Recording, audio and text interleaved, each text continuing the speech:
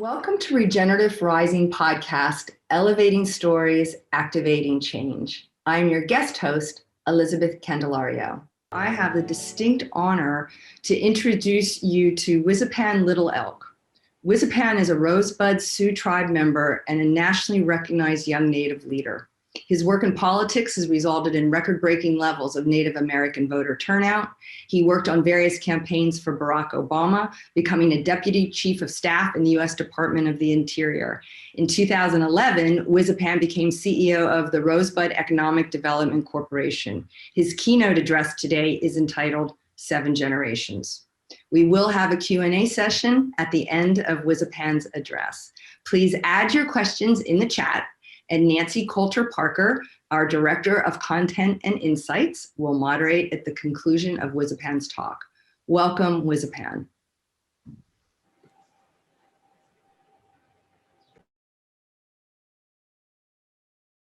I am unmuted, and can everyone see the screen, the presentation?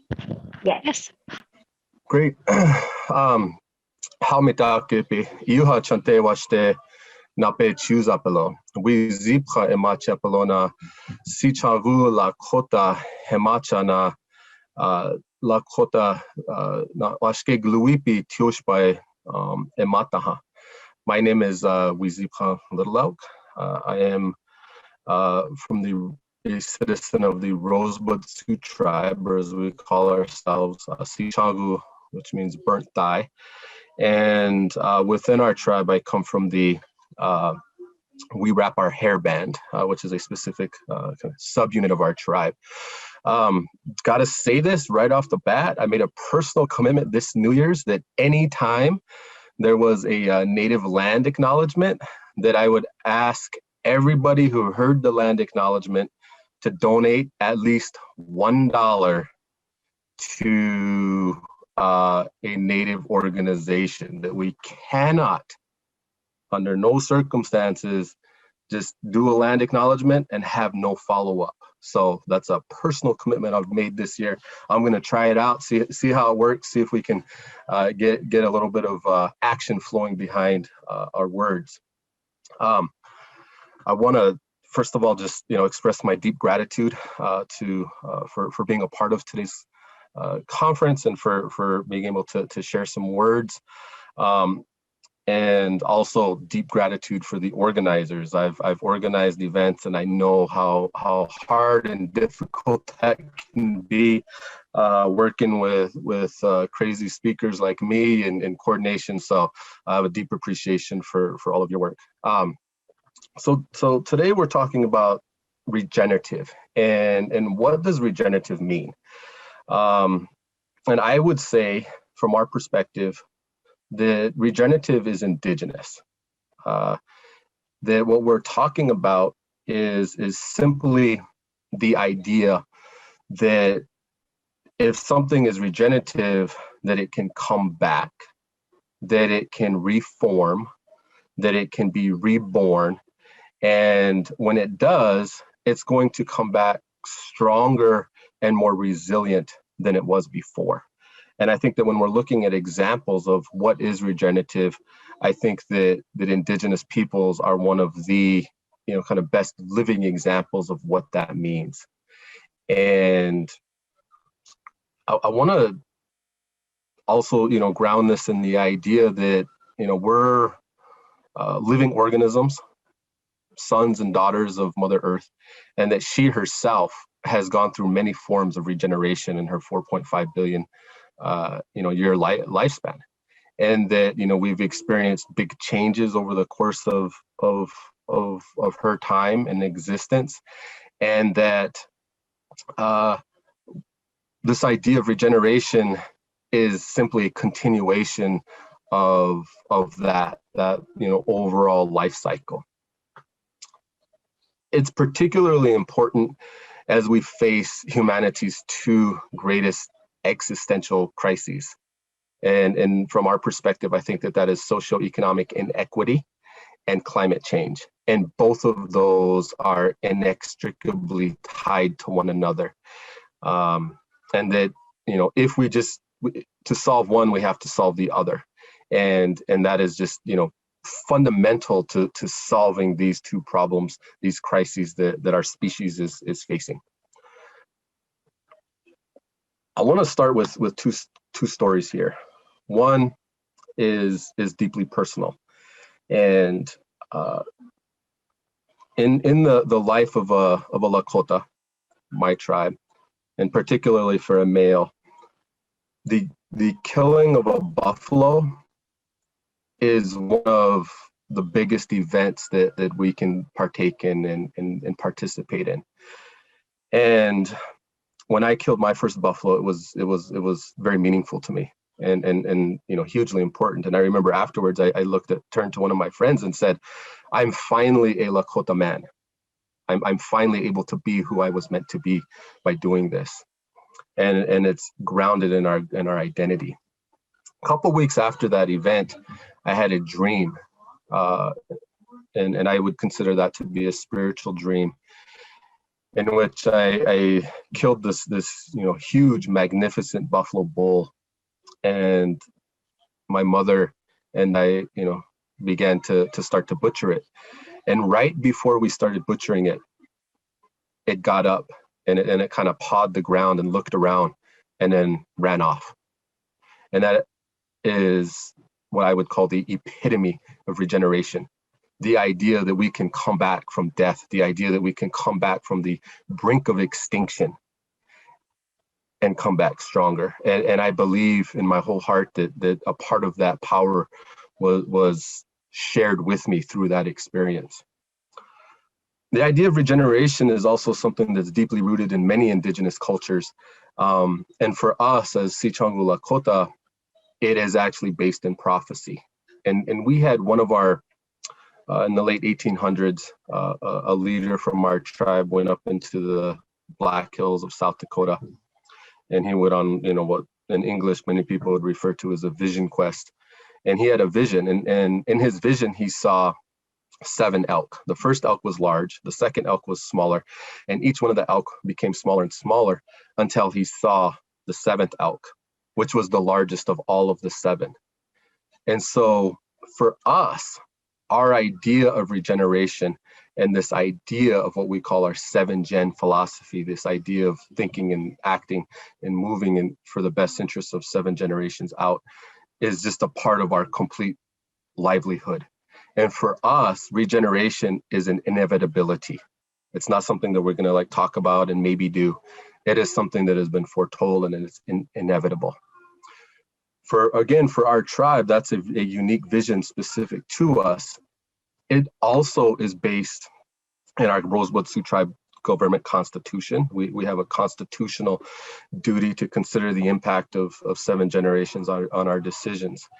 And when we try to break it down, when we think of regenerative, when I think of 7-gen, they're the same thing. And for me, what that means, 3 things. 1, we must act in the best interest of our great-grandchildren's great-grandchildren. We have to think about them, and any decision that we make must be in their best interest. 2nd, all of our decisions must be rooted in morals and ethics. We have to do what's right even when it's difficult. And then finally, we have to utilize and embrace complex systems thinking.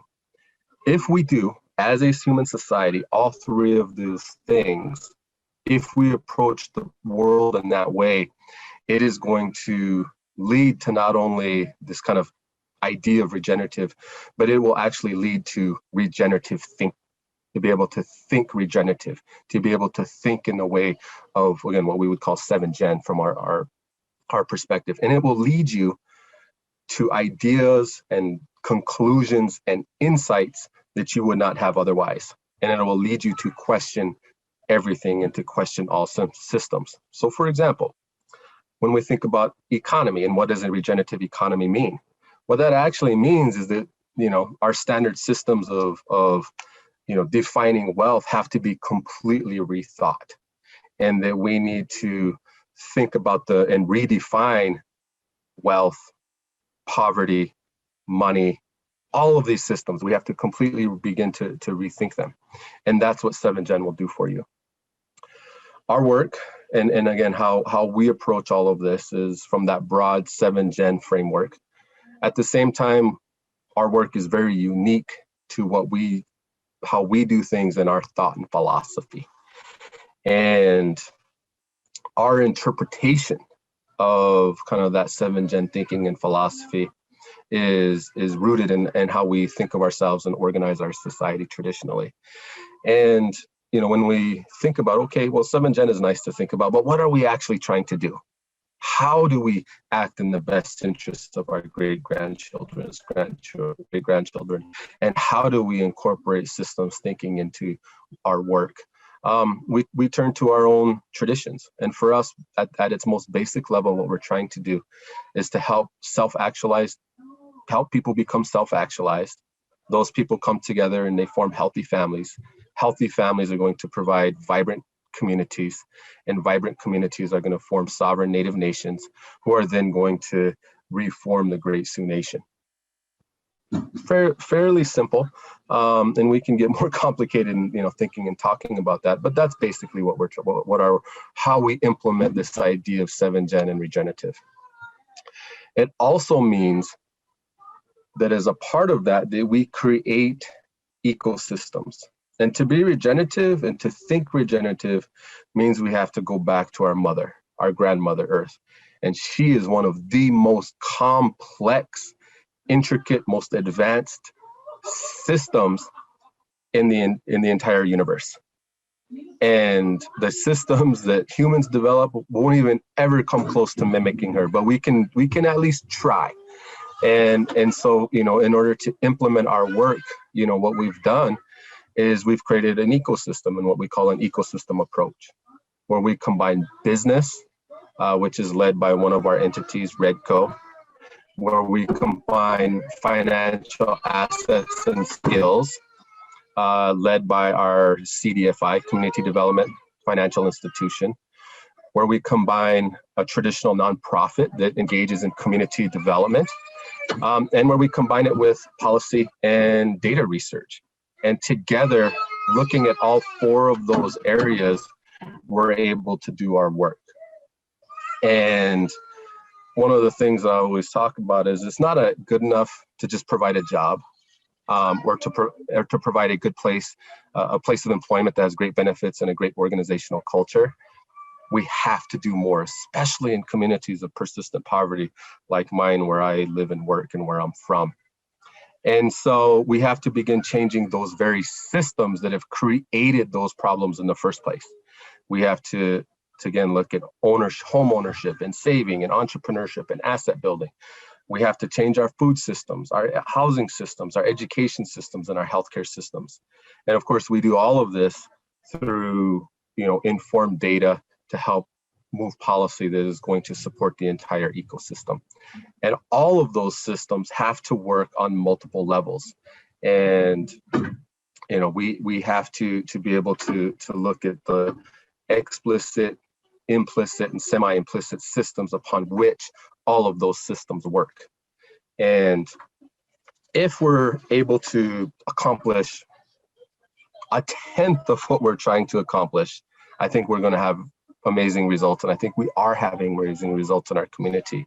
And again, that is the goal, and what we're working towards is to mimic and create systems that are going to bring forth life and bring forth prosperity, not only for us as people, but for the world around us. Within that, we have also identified some larger systems that we want to address and that are incredibly important to our work around agriculture, renewable energy, finance, and technology.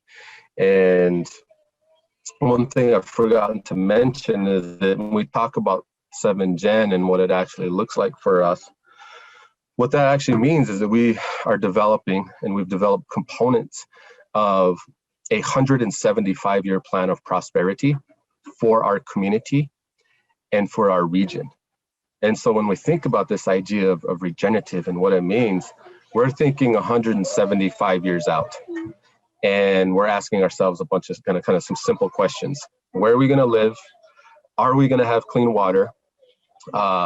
What will our housing systems look like? What will our education systems look like, etc.? And what is our relationship with technology going to be? And so we're looking at all of that and just saying some simple goals. We dial that back to one generation, 25 years, dial that back to 10, 5, 3, and 1 year goals. And so that informs our ecosystem of work for a year, so that we're not just thinking even one generation, we're thinking 7 generations. Because if we're going to pull ourselves out of where we're at, if we're going to solve some of these big problems that are facing the world, we have to think big like this. So what is it actually, those are all nice words and everything that I've talked about is, might sound good, but what does it actually look like in action? And, one of our projects is what we call our Lakota Regenerative Buffalo Range, which is a 28,000 acre buffalo ranch. It's in the build-up process right now. That'll eventually be home over the next 5 years to 1,500 buffalo, and it will represent the world's largest Native American owned and managed buffalo herd in the world. And, we've launched this project using those 7-gen ideas and those 7-gen principles. Buffalo is something that, and the return of buffalo is something that we're deeply committed to. It's for our future generations. We have a moral and ethical duty to do this, and that gets translated into the humane way that we're raising the animals, in which we'll also be harvesting them. And it has a systems-based approach, and we've incorporated that systems-based approach into the way that we've imagined the financing and the way that we measure success. We've heard, people talk about ESG, social impact investing, socially responsible investing, etc. We've incorporated that framework, and we've, measured 4 bottom lines. Economic, it has to be economically successful or sustainable. It has to be able to support itself. We have developed a number of social kind of metrics that we've incorporated into this, or we are incorporating. The environmental impacts are going to be tremendous for this. And it also has a very deep and strong social justice component. And so it begins to operate and benefit multiple systems in this. And so this is just one project that is going to develop our land, that is going to heal our land, that is going to provide food and protein, that is going to provide opportunities for us to continue our spiritual and cultural traditions. And this is just one of many projects that we either have in development or that we're moving towards, growing and developing. I want to spend the remainder of my time just talking about, our path forward and how we've done this. I call the Buffalo Project our first crack at doing an authentic 7-gen project. And it was 2 years ago that I had a friend tell me about social impact investing.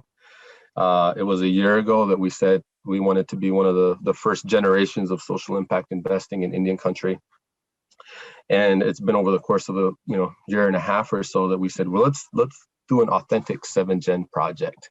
And again, this idea, this 7-generation thinking, for us, that is regenerative thinking. And we've learned a lot of lessons, and I want to, for each one of these lessons learned, I want to, have a call to action, for folks. The first lesson is talk is cheap. Everyone talks, especially now in the last year and a half. We're throwing out words like equity, social justice. We're throwing out words like diversity. Those are nice words, but if all we're doing is talking about that doesn't do anything. it means nothing, and it just becomes empty promises. I think what's more important than talking about those subjects is to utilize our physiology. And we were born with 2 years and 1 month. My uncle is always telling me, listen twice, speak once. Listen twice, speak once. And what that means is when we're talking about communities of color, when we're talking about historically disadvantaged communities, we must and we need to listen to those communities and provide them a platform and amplify their voices. That's the first thing we have to do. Second, and this really, second is this idea of, if you're not at the table, you're on the menu. And, that is something that, we've just finished, day 2 of Deb Haaland's historic nomination to be the Assistant Secretary for Interior. And that's one of her quotes. That's something that she believes in. And I think that time and time again, Indigenous people have we go somewhere and we find out we're on the menu. We're being talked about. Decisions are being made without our input. And how do we solve that? And there's an organizer, a friend of mine, who said, you know what, if you don't have a seat, get a folding chair and put yourself at the table. And I think that this is incredibly important, so that when we have conversations around food, around regeneration, around social impact investing, et cetera, we need to find ways to find and help Indigenous people get a seat at that table, because we've been doing this for a long time. Third is when I was thinking about this, I thought about, what does it actually take to do this work? And, when I was a little boy, I got a chance to meet a guy by the name of Jyotibai. And he was a little boy in Gandhi's village. And he talked firsthand about his experience with Gandhi. And I thought about the march, the Salt March, and the way in which all of those people lined up and put their bodies on the line and just got beat to heck, literally beat to heck. Doing this work is difficult. Doing this work is hard. And right now we're not called to put our bodies on the line, but we got to put our feelings on the line. We got to put our egos on the line, and we got to do something. And the call to action on that is at a minimum, we have to be able to put our money forward.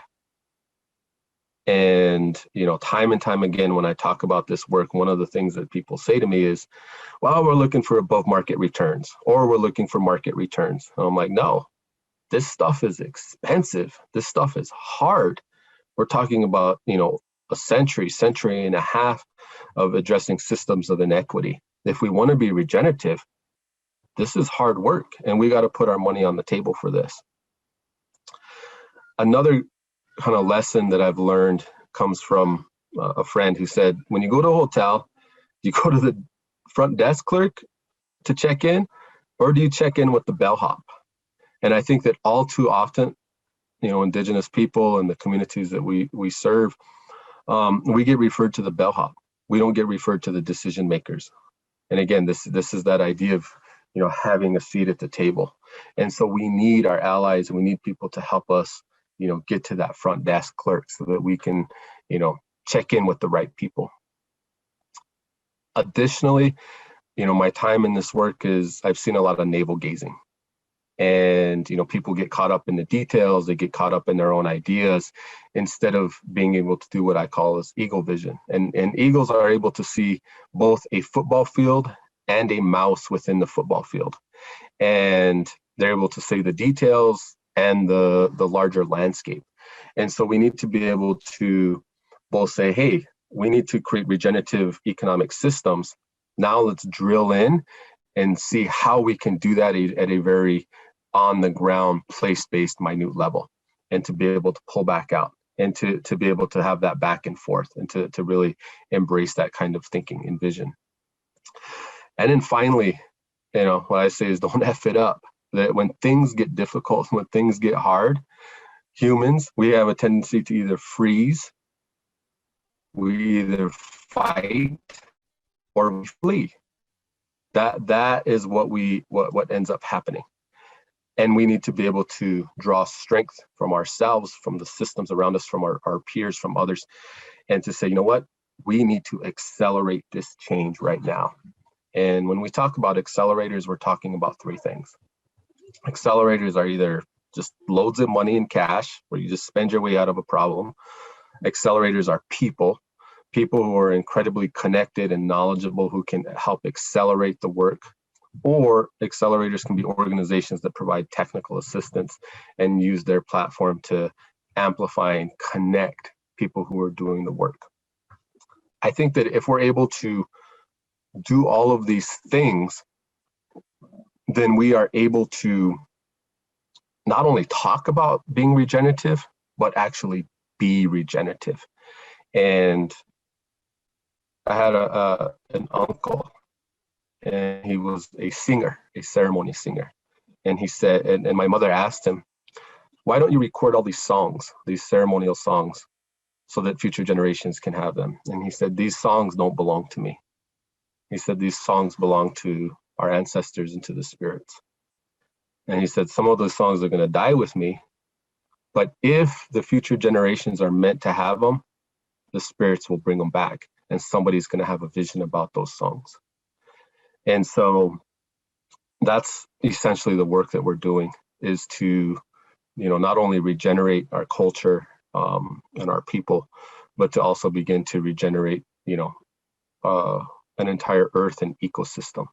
And so I'll stop talking now. I've talked long enough, but again, those are some thoughts in terms of place-based regenerative work happening here within an indigenous community here in Rosebud, South Dakota. Thank you, Wizipan. Really appreciate you sharing that with us. And I also appreciate your family sharing you with us this morning. I know you have some little ones around there in the backdrop. So one of the questions we had, and you mentioned Deb Hallen's nomination, and someone was asking, with her nomination, what would you like her top 3 areas of focus to be? Regenerative ag is both from a farming and from a buffalo standpoint, I think would be incredible. I think we also, using the systems that we have in place around specifically around government procurement, I think could be incredibly strong and helpful and meaningful. And then also I think that around land management, there's 55 million acres of federal trust land in the United States. And if we're going to talk about, good land management, if we're going to talk about regenerative agriculture, then we need to be testing and monitoring and set up a system to, kind of evaluate the health of that land, and then to set up goals that we can measure against, based and utilize best land management practices. Those would be 3. Okay. And what's the best way for an outside entity then to approach, say, and work with, say, your company or with tribal companies? What would you like to see happen or recommend? I know you sort of touched on this, but just, more. So I think that one is the idea of acceleration. So if you're a company or an entity, what do you do and what do you do best? And how can you offer? I don't think that it, so for example, during National Bison Month, we got contacted by a company in Colorado. I think that they sell flowers. And they were like, you know what? We're going to donate a small percentage of our revenue this month to support your buffalo herd. And they just heard about it, thought the shaggy animals are awesome, and wanted to help and support. If you're a media company, how can you uplift and amplify indigenous voices? if you're a doctor or a dentist, is there a way to volunteer with organizations? We've seen that.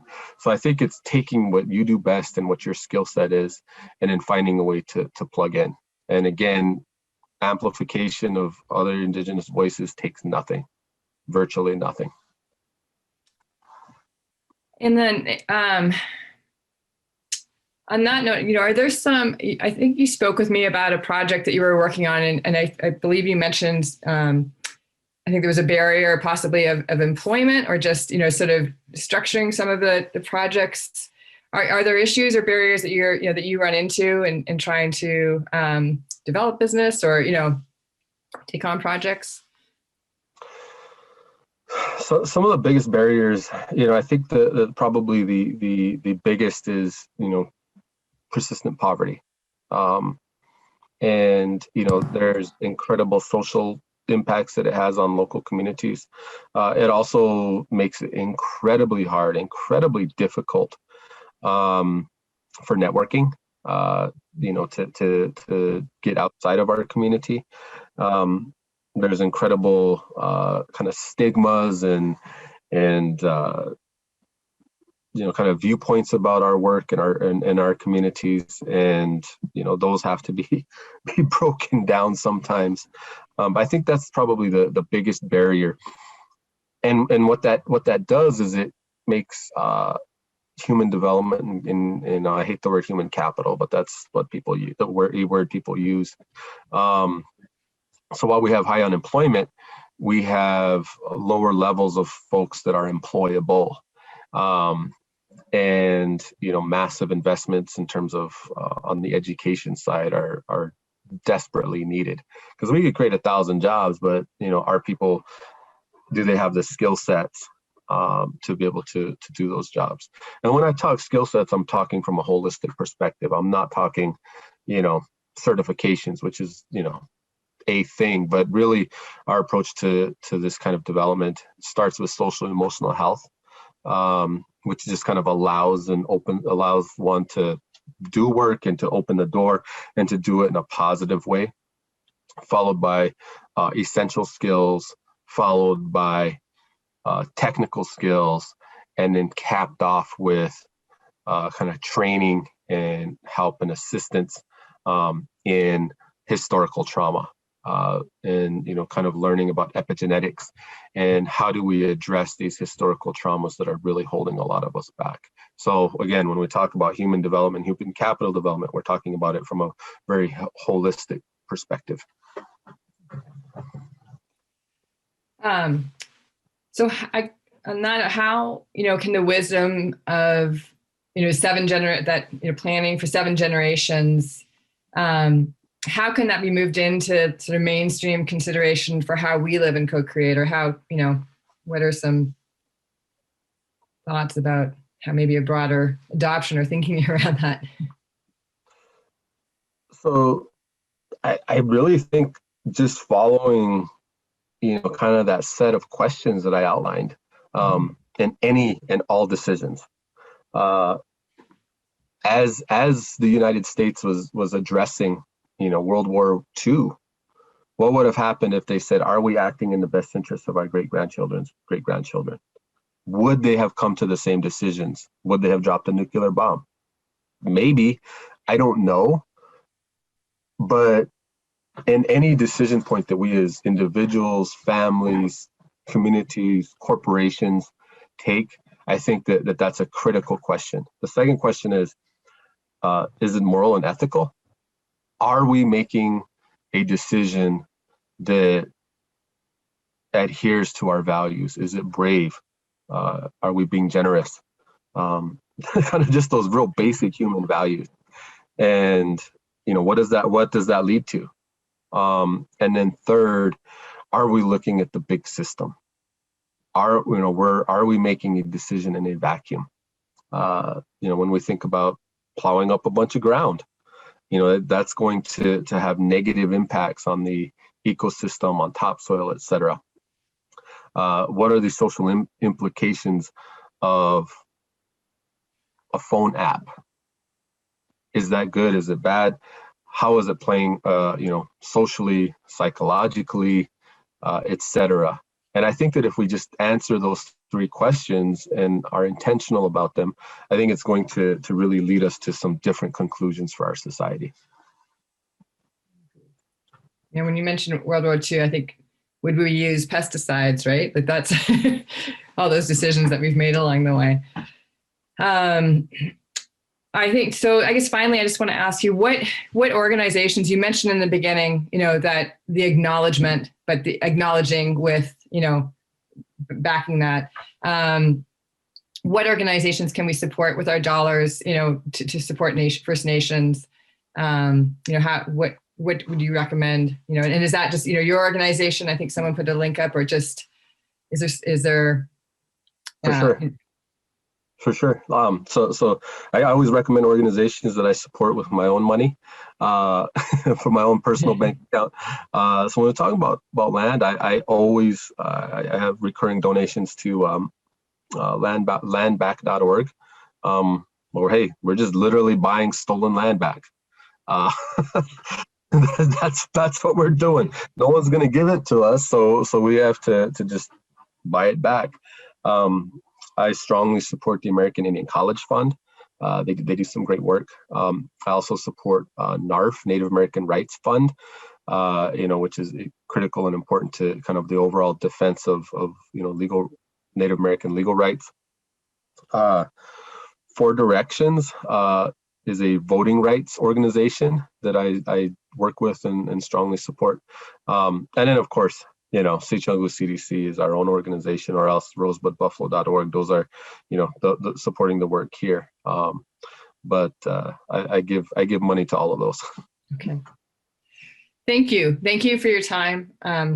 Really appreciated this. And I think some of those, if you maybe other questions in the chat that I may have missed, so please take a look at that as well. For sure. Yeah, I can kind of scroll through those. I saw one of the questions is a barrier to financing.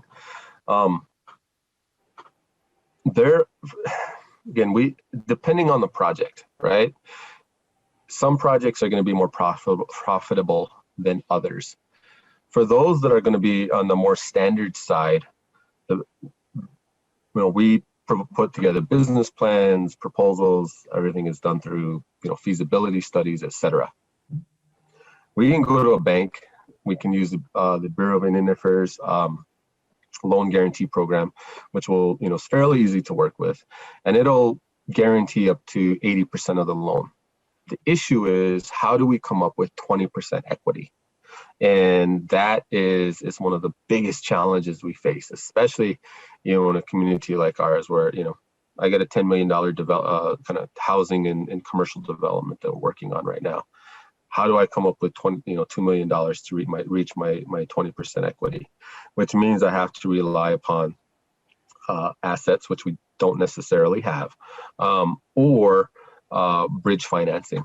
And I think that the bridge financing is an area that is where I'm really going to be focusing over the next several years, is looking at kind of the social impact investment framework, looking at CDFIs to be able to, go get some of that bridge financing. So that's probably the biggest challenge we have from a financing perspective, is coming up with that equity.